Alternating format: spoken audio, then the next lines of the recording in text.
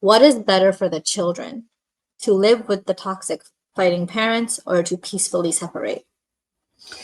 Yeah, so this sort of, black or white scenario to me, I have a problem with, because I don't think it's that simplistic. I think if we're, dealing with people who recognize that they are in a toxic marriage, then we have to, really be heavy-handed with those individuals, right? And this is where community responsibility and kind of like bringing the community together, the families, I mean, their involvement is important for that reason, to say it's not acceptable that these are the two options, that you either split and cause maybe certain problems for your children down the line because of a divorce, and then obviously the families are falling apart, or you just maintain status quo and continue your toxicity. Why are those the only two options? Why isn't there a third option that says, stop your insanity, work on yourself, get some help, figure things out? But it's not fair because you made your bed, right? Or as they say, what is it? You've made your bed and you have to lie in it. But basically,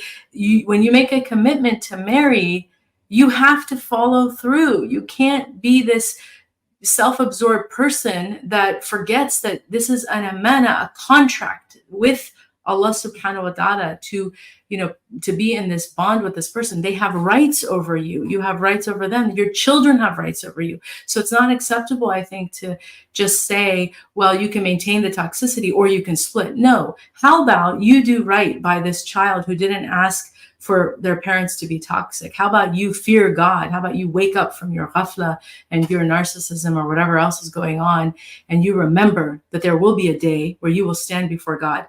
And I think if our families are a little bit more also, willing to hold people's feet to the fire and not just, play this whole, I'll cover for you and I'll enable you and I'll just, because you're mine, you're my son, you're my daughter, I'm just going to accept you with all of your faults. This is also not a good.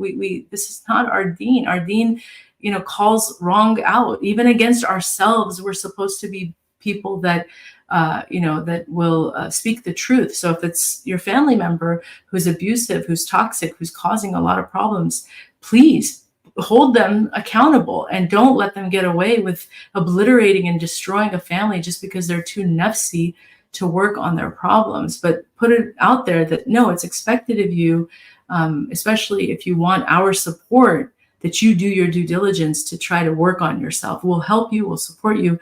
But this attitude of like, oh, we'll just take you, with all of your problems and allow you to continue to, harm people and force them to stay married to you, or, destroy a whole family unit. It's not, I just don't think those options are right.